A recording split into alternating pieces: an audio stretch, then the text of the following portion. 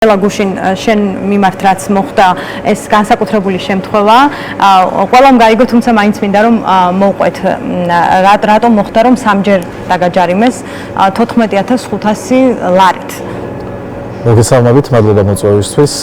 ხო, გუშინ რაღაცნაირი დღე გამოვიდა, ჩემთვის უცნაური დილით 9-დანაც საათამდე ესე ამონაკვეთში სახლთან მოვიდნენ, სადაც ერთი ქვითარი ჩამაბარეს და მითხრეს რომ დავჯარიმდით 13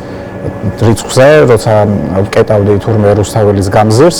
ნუ იქ მე კომუნიკაცია მათთან არ მქონია არანაირი, უბრალოდ ვუთხარი რომ ხელს არ მოვუწოდი და გამოვართვი ეს ოქნი, იმიტომ რომ მათთან კომუნიკაციის შესვლას აზრი არ აქვს, იმიტომ რომ ისინი დაზეპირებულ ფრაზებს ამბობენ და საერთოდ არ აინტერესებს თუ კან შენ რას უპასუხებ, ამიტომ არ მინდოდა მათთან კომუნიკაციაში შესვლა.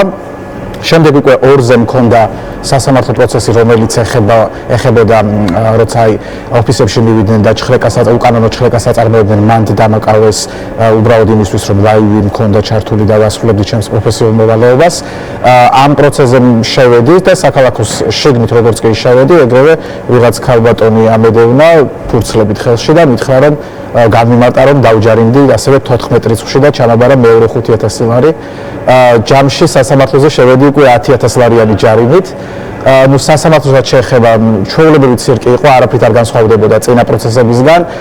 უბრალოდ ერთი დადებითი რაც მოვახერხეთ ამ პროცესზე არის ის, რომ ყველა მოწმე პოლიციელს უკვე დავიწყეთ ამ ადამიანების სახლის და გვარების კონკრეტულად ჩაწერა და იმ ფაქტების შეგროვება, რომელიც პირდაპირ მეტყველებს იმაზე, რომ ეს ადამიანები არიან ცრომოწმეები და როგორც მაყურებელს მინდა ვუთხრა, რომ ცრომოწმეობა ისჯება კანონით 4 წლამდე პატიმრობით, ამიტომ მე მინდა ეს მათაც გაიგონ, იმიტომ რომ მე დარწმუნებული ვარ მათ უმრავლესობამ ამის შესახებ არც იცის არა თუ მაყურებელმა, არამედ თვითონ პოლიციელებმა, იმიტომ რომ ამ ადამიანებმა ისეთი ელემენტარული კანონები არ იციან, რომ მე უბრალოდ ხანდახან შოკში ვარ ხოლმე, როცა ამ ადამიანებს უსმენ. ასევე ჩვენ გადავიღეთ ერთ-ერთი ჩემი მოწვე პოლიციელი, რომელიც პროცესში შემოსვლამდე გარეთ მეცადინეობდა იმ ჩაგდებულ ტექსტს, რომელიც ჩაუგდეს და რომელიც უნდა მოეყოლა მან, თუმცა სამწუხაროდ არ იყო მას IQ და ვერ დაიმახსოვრა და შიგნითაც ისე დაიბნა, რომ ცალკე მოსამართლე ეხმარებოდა, როცა არასწორი მიმართულებით მიდიოდა მისი საუბარი და ცალკე პროკურორი და ესეთი ცირკის მიმდინარეობის დროს ყველაზე უცნაური კიდე რაც მოხდა იყო, რომ ჩემივე ადვოკატი დააჯარიმეს 100 ლარით მხოლოდ და მხოლოდ იმიტომ რომ ის კითხვებს უსვამდა ცრომოწმე პოლიციას და უკვე იმდენად სისტემა იმდენად ღმად შევიდა ამ ყველაფერში, რომ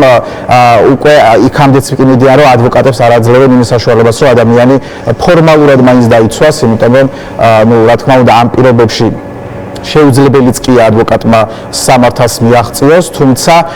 ფორმალურად მაინც გვიტოვებდნენ სივრცეს, რომ რაღაცა მტკიცებით ფორმაში ყოფილიყავი და რაღაცები გვემტკიცებინა და უკვე ეხლა ამის აკრძალვას აცილებენ, თუმცა ჩვენ მოსამართლეს შევახსენეთ, რომ ის არის სანქცირებული, მე პირადად ეს ვუთხარი მას,